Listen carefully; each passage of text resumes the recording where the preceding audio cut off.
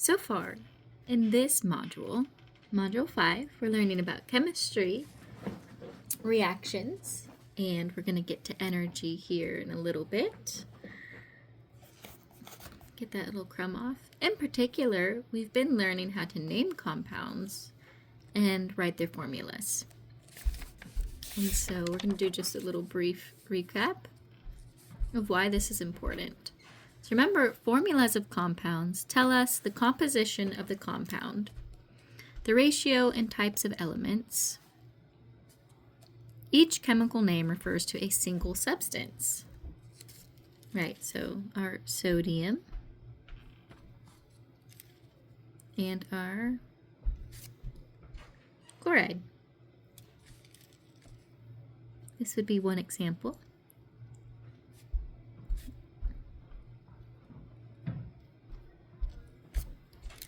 This is the chemical name for this single substance right here,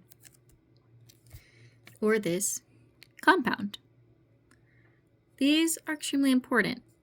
For instance, a different scenario would be if I was to say, go get that boy, you might respond with, which one? And I'd respond with Kevin.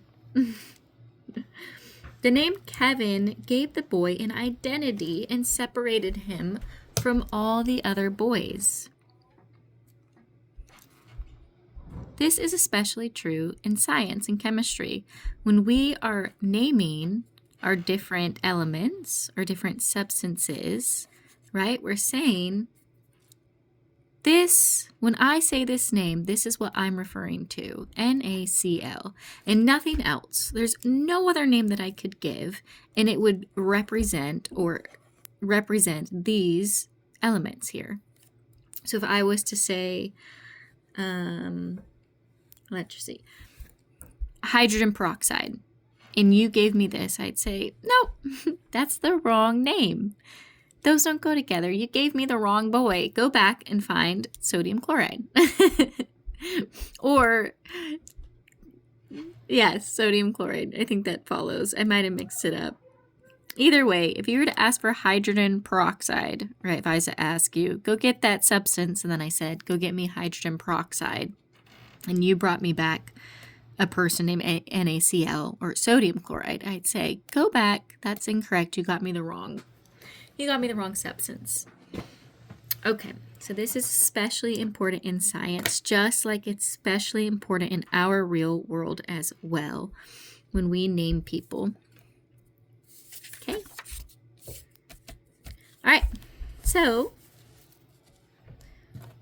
one of the first ones of going over was, don't want to, there you go, was ionic compounds. Yay! All right, so remember our ionic compounds, which is what we also just saw a second ago with NaCl, they are made up of oppositely charged ions, or just atoms that have charges. And remember, these charges, where do they come from?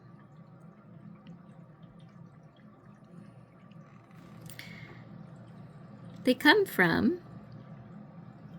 each of these atoms, either by giving an electron away or by receiving one here.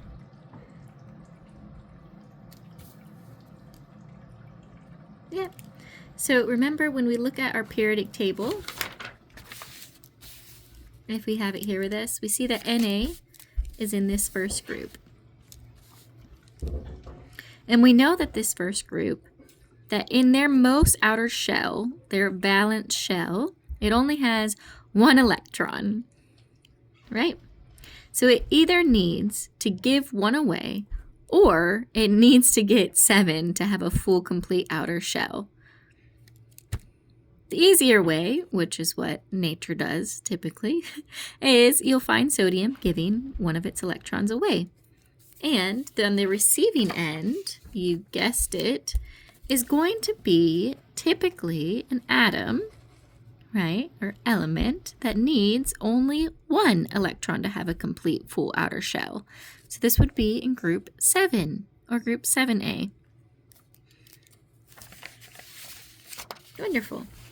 So that's a short recap of why, your reason why behind these have charges. And even more so, remember they have charges because the number of protons and electrons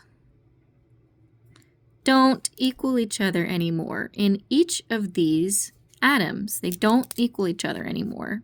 So there's an imbalance, right, in each atom's number of proton electrons, leading to a partially positive and a partially negative charge, right? And then as a whole, in NaCl, those charges cancel each other out, leaving it just a neutral compound here that we see. Beautiful.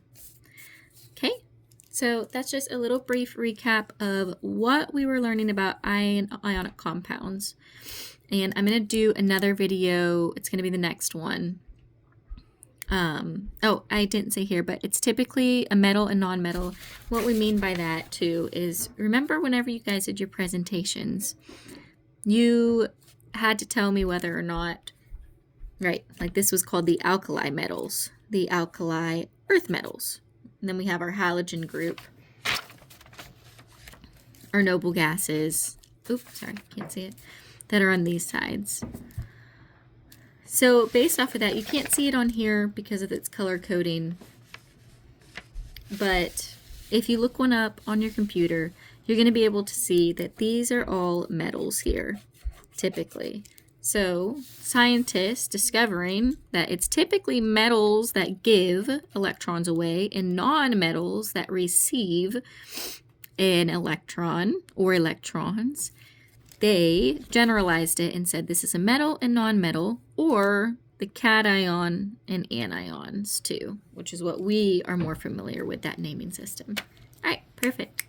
That is just a brief recap if you needed some review on ionic compounds and what we are looking at in this module.